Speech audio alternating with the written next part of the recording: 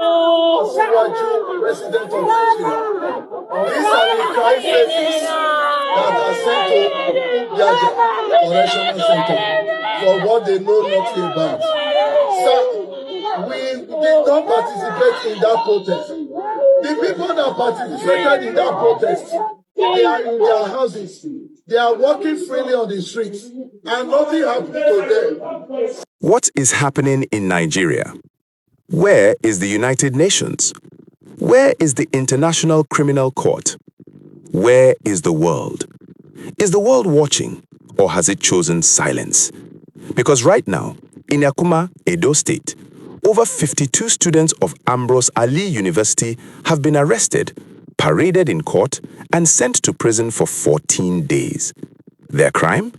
Protesting against kidnappings, widespread insecurity, bad governance, and terrorism. This is not rumor. This is not propaganda. This is Nigeria today. Stay with us, because what you're about to hear explains how Nigeria reached this point and why this affects every Nigerian. What just happened in Ekpoma? Here are the verified facts. Students of Ambrose Ali University, Ekpoma, organized a protest to draw attention to incessant kidnappings, killings, and worsening insecurity in Edo State. According to reports, after the protest ended, security forces tracked the students to their hostels in the middle of the night. Not at the protest ground, not during any violence, but later in their private hostels. They were arrested, detained, brought before a court, and now all 52 have been remanded in custody for 14 days. In simple terms, students who demanded safety were treated as criminals. Why this story matters? This is not just about Ekpoma. This is about a Nigeria where peaceful protest is increasingly criminalized. We have seen this pattern before. End SARS, where unarmed Nigerian youths protesting police brutality were killed. Adamawa State, where women protesting insecurity and terrorism were shot. Kano and Kaduna, where underage children were unlawfully remanded in prison for protesting bad governance.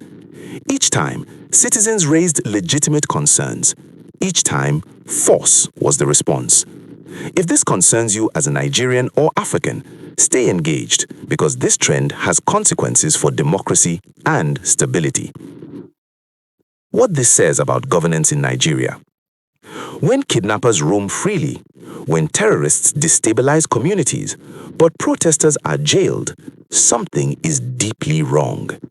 In any democracy, protest is not a threat. It is a constitutional right and a feedback mechanism.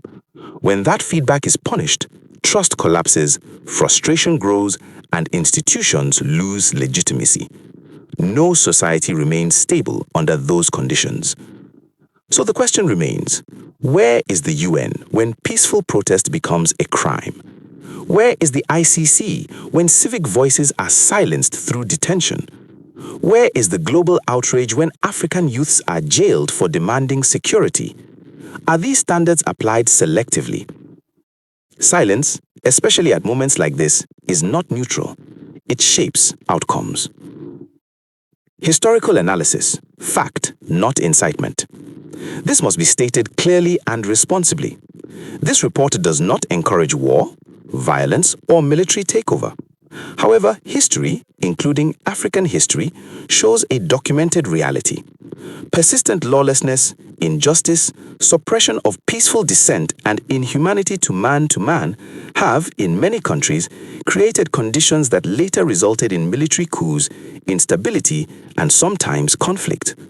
Not because people wanted chaos, but because peaceful channels for expression were blocked. This is not advocacy. It is historical analysis. Today it is Ekpoma. Yesterday it was Lekki, Adamawa, Kano, Kaduna. Tomorrow it could be anywhere. History teaches us one clear lesson. When peaceful protest is criminalized, pressure does not disappear. It builds. Nigeria still has a choice: to listen instead of suppress, to reform instead of intimidate, to protect citizens instead of punishing voices. If you want credible updates, deep analysis, and factual reporting on what is really happening in Nigeria and across Africa, subscribe to African Focus Reports. Click the bell icon so you don't miss any breaking updates on Nigeria, governance, security, and human rights. Stay informed, stay engaged, because silence helps no one.